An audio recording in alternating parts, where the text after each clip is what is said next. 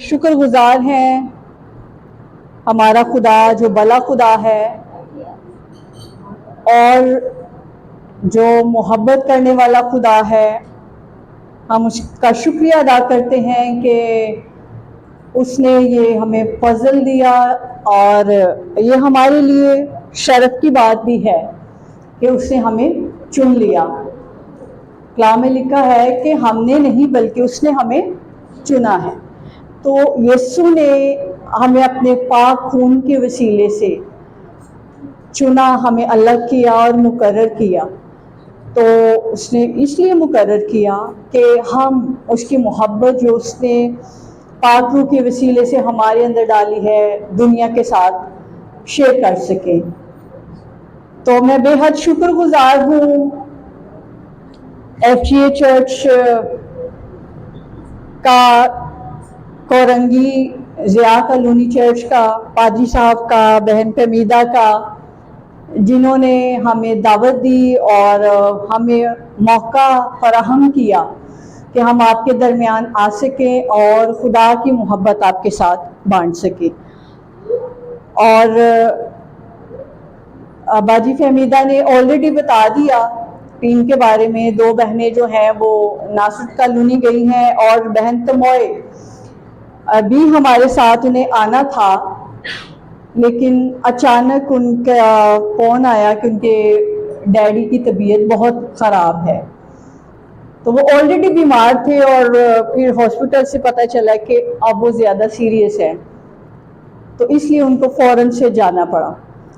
लेकिन उन्होंने आपके लिए सलाम भेजा है और माजरत भी की है कि वो ना आ सकी, पर वो आना चाहती हैं दोबारा। जब भी खुदावंद की मर्जी हुई तो ज़रूर वो यहाँ आएंगी आपके दरमियान। तो खुदावंद का शुक्र हो सारी बातों के लिए। कलाम में लिखा है कि सब चीज़ें मिलकर खुदा से मोहब्बत रखने वालों के लिए भलाई पैदा करती हैं। तो हर एक काम, हर एक बात, जो कुछ हमारी ज़िंदगियों में होता है, अगर हम खुदा से प्यार करने वाले हैं, खुदा के साथ चलने वाले हैं, तो ईमान रखें, यकीन रखें कि इन सारी चीज़ों के वसीला से खुदा हमारे लिए भलाई पैदा करता है। तो खुदा उनका शुक्रिया अदा करते हैं सब बातों के लिए। और आज सुबह के लिए भी आप सब जो यहाँ पे मौजूद हैं खुदावंद की हजूरी में, इसके लिए भी शुक्रिया अदा करते हैं कि खुदा ने हमें मौका दिया कि हम उसकी हजूरी में आ सकें।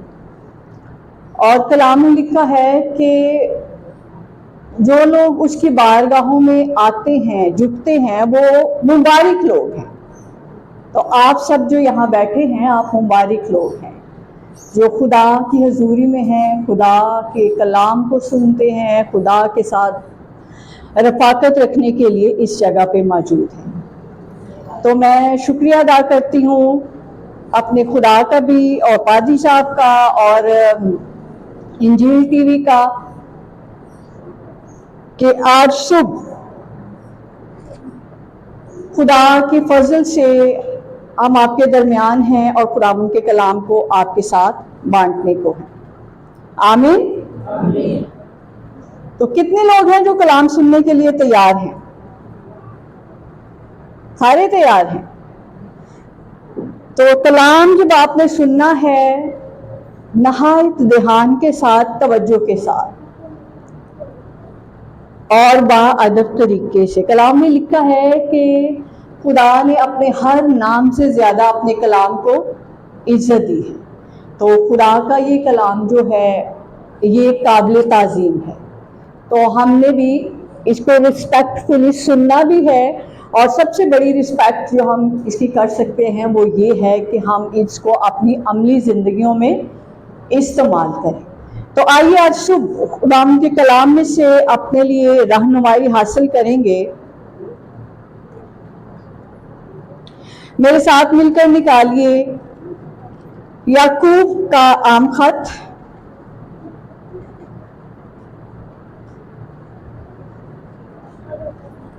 नए अहदनामा में से याकूब का आम खत, इसका पहला बाब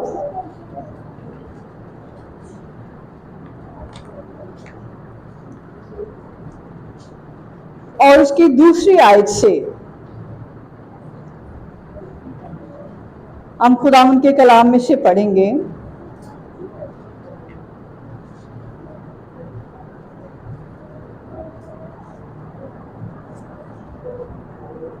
आठवीं आयत तक जी निकाल लिया सबने।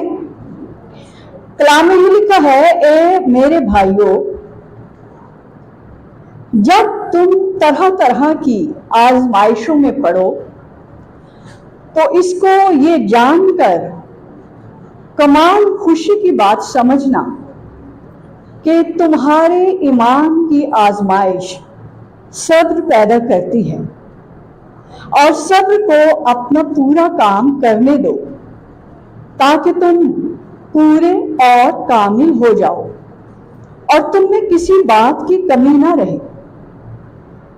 लेकिन अगर तुम में से किसी में हिकमत की कमी हो तो खुदा से मांगे, जो बगैर मुलामत किए सबको फयाजी के साथ देता है, उसको दी जाएगी। मगर ईमान से मांगे और कुछ शक न करे, क्योंकि शक करने वाला समुद्र की लहर की मानिंद होता है जो हवा से बहती और उछलती है। ऐसा आदमी ये ना समझे कि मुझे खुदावन से कुछ मिलेगा। वो शख्स दो दिला है और अपनी सब बातों में बेकयाम है। पाकलाम का पढ़ा और सुना जाना हम सबों के लिए बरकत का बाइस हो। आमीन।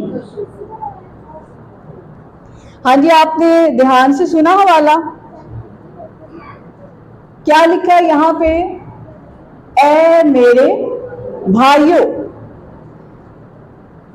तो इसका क्या मतलब है कि ये बहनों के लिए नहीं है। ए मेरे भाइयों, और अगर हम ऊपर पढ़े, ऊपर वाली आए तो यहाँ पे याकूब लिखता है, ये खत जो है ये 12 कबीलों के नाम है जो जा बजा रहते हैं। तो ये सिर्फ भाइयों के लिए नहीं कहा गया। बहनें ये ना सोचे कि भाइयों के साथ ही आज कलाम होना है, बल्कि ये बहनों के लिए भी है, बच्चों के लिए भी है, नौजवानों के लिए भी है, बुजुर्गों के लिए भी है, कलीसिया के लिए है। तो लिखा है, ए मेरे भाइयों, जब तुम तरह तरह की आजमाइशों में पड़ो। और यहां पे जो लफ्ज जब है ये खास है। जब तुम तरह तरह की आजमाइशों में पड़ो, ये जो लफ्ज जब है इसका मतलब है कि ये आजमाइशें जो हैं ये आपकी जिंदगी में, ईमानदारों की जिंदगी में जरूर आएंगी, और ये किसी भी वक्त आ सकती है। जब की बजाय अगर होता, अगर तुम तरह तरह की आजमाइशों में पड़ो, तो इसका मतलब है कि हो सकता है आजमाइश आएगी, ये भी हो सकता है कि आजमाइश नहीं आएगी। लेकिन जब जो है ये हमें बता रहा है कि कलीसिया के बहनों भाइयों पर आजमाइशें जो हैं ये जरूर आएंगी। ये ईमानदारों की जिंदगी का हिस्सा है, ईमानदार की जिंदगी का खासा है। जब तुम तरह तरह की आजमाइशों में पड़ो, ये आपकी जिंदगी में जरूर आएंगी, किसी भी वक्त आ सकती हैं। लेकिन अहम बात यह है कि जब भी आजमाइश आए, जिस लम्हे आजमाइश आए, जिस घड़ी आजमाइश आए, वहां पे जरूरी है आपने उस आजमाइश को ये जानकर कमाल खुशी की बात समझना है। आजमाइश को क्या समझना है? खुशी की बात। खुशी की बात, सिर्फ खुशी की बात नहीं। आपने देखा यहां पे लिखा है कमाल खुशी की बात समझ, सिर्फ खुशी नहीं। बेहद खुशी की बात समझना। तो आजमाइशों में हमारा रवैया क्या होता है? जब कभी हमारी जिंदगी में आजमाइश आ जाए तो हम खुश होते हैं। याकूब तो यहां पे यही कह रहा है कि जब आजमाइश तुम पे पड़े, जब तुम आजमाइशों में पड़ो, आजमाइश नहीं आजमाइशों में पड़ो, तो इसको कमाल खुशी की बात समझ। ये शादमानी की बात है, खुश होने की बात है। और क्यों ये खुशी की बात समझनी है? आगे लिखा है, क्योंकि तुम्हारे ईमान की आजमाइश सब्र पैदा करती है। क्या पैदा करती है? सब्र पैदा करती है। जब आजमाइश आए तो याद रखिए, ये आजमाइश हमारे ईमान की आजमाइश होती है। खुदा हमारे ईमान को पुख्ता करता है, खुदा हमारे ईमान को और बढ़ाता है। खुदा हमारे ईमान हमें मौका देता है कि हमारा ईमान जो है उसको और ज्यादा सॉलिड कर सके। इसलिए जब तुम आजमाइशों में पड़ो तो इसको ये जानकर कमाल खुशी की बात समझें कि खुदा हमारे ईमान की आजमाइश के वसीले से हमारे अंदर सब्र पैदा कर रहा है। और आगे लिखा है, और सब्र को अपना पूरा काम करने दो। खुदा हमारे अंदर सब्र क्यों पैदा करना चाहता है? लिखा है, सब्र को अपना काम पूरा करने दो। और इंग्लिश में लिखा है कि let it fully effect you. सब्र को मौका दे ये आपको पूरे तौर पे मुतासर करे, आप पर असर अंदाज हो। और जब आप सब्र को अपना काम पूरा करने देंगे तो फिर लिखा है कि तुम पूरे और कामिल हो जाओगे। खुदा इसलिए चाहता है कि हमारे अंदर सब्र पैदा हो हमारे ईमान की आजमाइश के वसीला से, ताकि हम पूरे और कामिल हो जाएं और तुम में किसी बात की कमी न रहे। हमारी जिंदगी में आने वाली आजमाइशें, ईमानदार की जिंदगी में आने वाली मुसीबतें, दुख, तकलीफ, ये इसलिए नहीं है कि वो बड़े बेचारे ने, हम भी हमारी जिंदगी में मुसीबत आए तो हम अपने आप को बहुत ही बेचारा महसूस करना शुरू कर देते हैं। असी बेचारे रुड़ गए, मर गए, डूब गए, ये हो गया, वो हो गया। हमारी जिंदगी में आजमाइशें इसलिए नहीं आती। खुदा का खादिम लिखता है कि अपनी आजमाइशों को कमाल खुशी की बात समझना। याद रखिए, ये इसलिए आती हैं ताकि हमारे अंदर सब्र पैदा हो और उस सब्र के वसीले से हम कामिल होते चले जाएं और हमारे अंदर किसी बात की कमी ना रहे। ये मकसद है आजमाइशों का, ये पर्पस है आपके ईमान की आजमाइश का, ताकि हम में किसी बात की कमी ना रहे, हम पूरे और कामिल हो जाए। और यहाँ पे जो ये लफ्ज कामिल है, इसका मतलब है मिच्योर हो जाए, बालिग हो जाए, समझदार हो जाए, ईमान में मजबूत हो जाए। इसलिए ईमानदार की जिंदगी में आजमाइशें आती हैं और ईमानदारों की ज़िंदगी में आजमाइशों का आना, दुखों का आना, मुसीबतों का आना, इवन बीमारियों का आना, ये कोई मुसीबत की बात नहीं है। कभी कभी ये भी तसव्वुर किया जाता है कि ये तो बड़ी दुआ कर रहे थे, ये क्यों बीमार हो गया, इस पे क्यों मुसीबत आ गई। फिर हम सोचते हैं कि जरूर इसने कुछ गलत काम किया होगा, खुदा इसको सजा दे रहा है।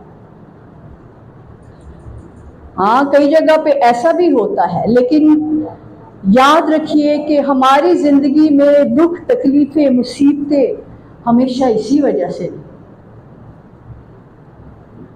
खुदा हमारे ईमान की आजमाइश इसलिए करता है कि वो हमें कामलियत की तरफ ले जाए, और हमारी जिंदगियों का मकसद भी ये, ईमानदार की जिंदगी का मकसद भी यही। और पालूस एक जगह पे लिखता है कि ईमान के बानी और कामिल करने वाले यीशु को तकते।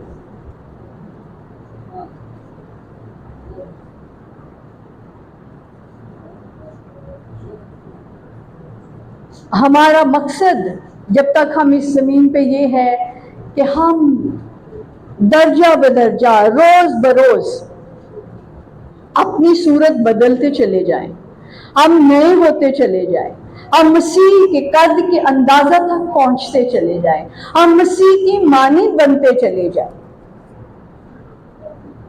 और जो वे है, जो रास्ता है, जो तरीका है, खुदा इस तरह से हमें काबिल बनाता है, हमारे ईमान को इस तरह से पुख्ता करता है, हमें इस तरह से कामियत की तरफ लेके जाता है।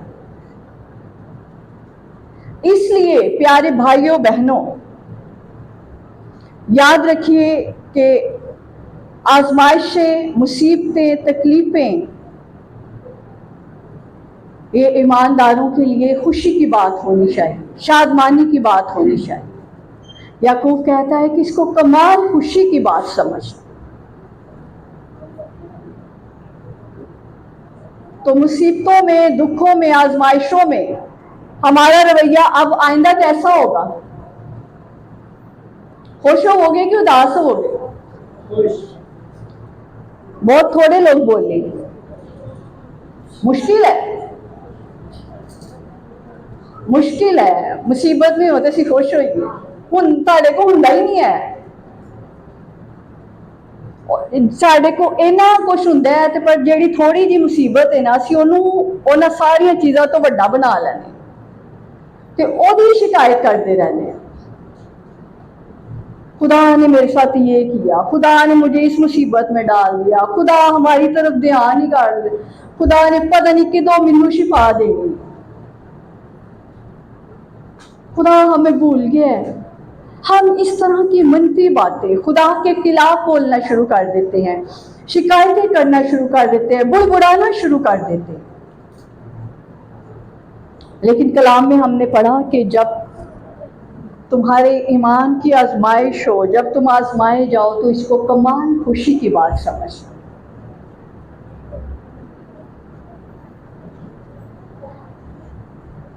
और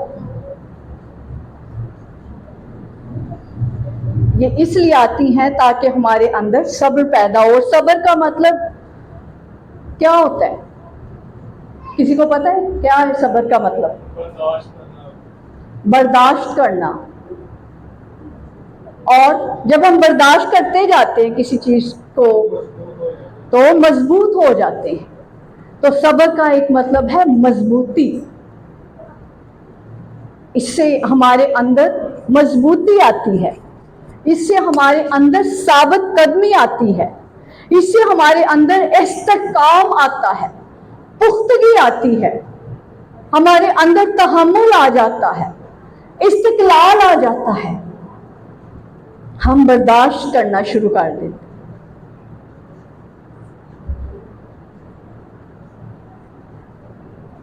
इसलिए खुदा चाहता है कि हम सब्र करना सीखें ताकि हम मजबूत हो जाएं, ताकि हम निचोड़ हो जाएं, हम बालिग हो जाएं, हमारे अंदर से कमियां खत्म होती जाएं। इसलिए मुसीबतों को खुशी की बात समझे। कलाम में एक शख्स है जिसके सब्र की बड़ी मिसाल दी जाती है। कौन है वो? अयूब साबर। उसका नाम एक्चुअली अयूब साबर नहीं है। साबर उसको इसलिए कहा जाता है क्योंकि उसने बर्दाश्त किया, उसके सब्र की वजह से उसको साबर कहा जाता है। अयूब साबर। कैसी जिंदगी थी इस शख्स की। कलाम में लिखा है कि ये शख्स जो है रास्तबाज था, खुदा से प्यार करने वाला था। 10 बच्चे थे इसके। खुदा ने इसको बरकत दी, भेड़े, बकरियां, जानवर, ऊंट, गधे, नौकर, चाकर, सब कुछ इसके पास था।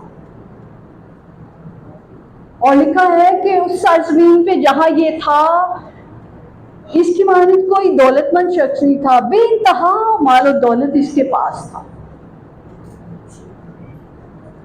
और ऐसे हाल में खुश होना मुश्किल नहीं है। आप खुशी होंगे, इतना कुछ होगा, खुश होंगे, लेकिन बहुत दफा जब हमारे पास सब कुछ होता है, हम खुदा की शुक्रगुजारी करना भूल जाते हैं। उस तौर से खुदा के साथ वफादारी के साथ जिंदगी गुजारना, खुदा के ऊपर भरोसा रखना, खुदा पे डिपेंड करना, उसमें हमारी कमी आ जाती है। लेकिन अयूब ऐसा नहीं था। अगरचे उसके पास सारा कुछ था तो भी वो खुदा से प्यार करने वाला था, रास्तबाज था, हर रोज कुर्बानी करता था खुदा के हुजूर। और फिर ये भी लिखा है कि वो अपने बच्चों के शुमार के मुताबिक कुर्बानी करता था। 10 बच्चे थे, 10 के लिए 10 जानवर ज़िबा होते थे, इसलिए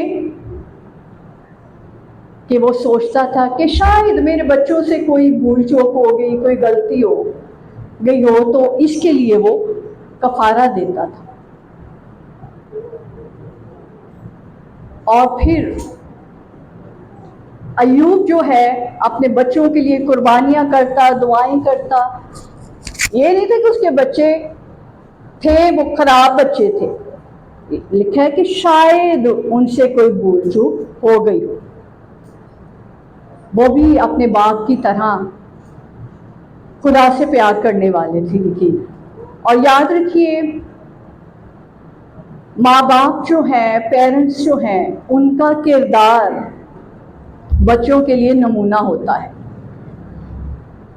जो कुछ वो आपको करता देखेंगे वही वो करेंगे। हम बहुत दफा बच्चों को कहते रहते हैं, बेटा दुआ करो, बेटा चर्च जाओ, बेटा बाइबल पढ़ो। और अगर हम खुद ये नहीं कर रहे होते तो आप जितना मर्जी कहें बेटा या बेटी को असर नहीं होगा, या आपके डर से शायद वो कर भी लें, लेकिन वो महज आपको दिखाने के लिए, आपके डर की वजह से कर रहे हैं। पर अगर आप चाहते हैं कि हमारे बच्चे वाकई खुदा के कलाम के मुताबिक चले, तो उससे पहले हमें खुद खुदा के कलाम के मुताबिक चलने की जरूरत है। और अयूब ये करता था। वो हर रोज अपने बच्चों को खून की कवरिंग में देता था, उस खून में छिपाता था। और लिखा है कि एक दिन खुदा के तख्त के सामने सारे फरिश्ते हाजिर हुए और शैतान भी वहां पे आया। खुदा ने उससे पूछा तू कहां से आ गया? कहता है मैं जमीन पे इधर उधर सैर करता हुआ आया। तो खुदा ने कहा अच्छा तू जमीन से आया, क्या तूने मेरे बंदा अयूब को देखा है? उसने कहा हाँ मैं देखा है।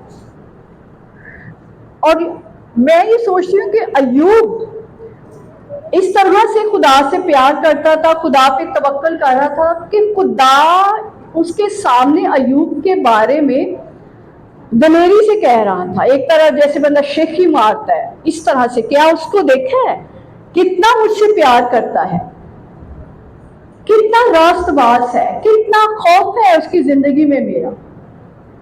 तो शैतान कहता है वो ऐਵੇਂ ही तुझसे प्यार करता, तूने उसको दिया ही इतना कुछ है, उसके पास इतना कुछ तो है इसलिए करता है।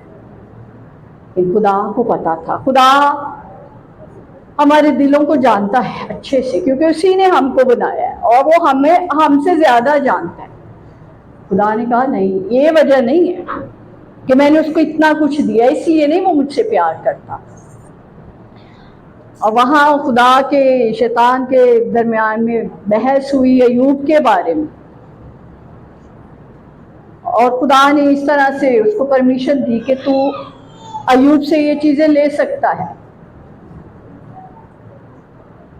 और उससे पहले अय्यूब पता क्या कहता है कि तूने जो उसके गिर्द बाड़ लगाई है इसको जरा हटा। और हाँ जी, इब्लीस शैतान ये कहता है कि जो बाड़ उसके गिर्द तूने लगाई है इसको हटा जरा, फिर देखना वो तेरे मुंह पे तेरी तहकीर करेगा। लेकिन आप सारे इस कहानी से वाकिफ है क्या कुछ हुआ। शैतान ने कितना जोर मारा कि अय्यूब खुदा की तहकीर करे। उसका सारा कुछ चला गया, जानवर चले गए, उसके नौकर चाकर मार गए, इवन उसके 10 बच्चे एक ही वक्त में मर गए, और वो खुद बीमार हो गया, उसके बदन पे फोड़े हो गए, उनसे खून निकलता, वो रस्ते थे और इंतहाई तकलीफ में था। लेकिन क्या लिखा है कि इन सारी बातों में भी उसके मुंह से खुदा के खिलाफ कुछ भी ना निकला, बल्कि वो क्या कहता है, खुदावन ने दिया, खुदावन ने लिया, खुदावन का नाम मुबारक। उसकी बीवी उसको कहती है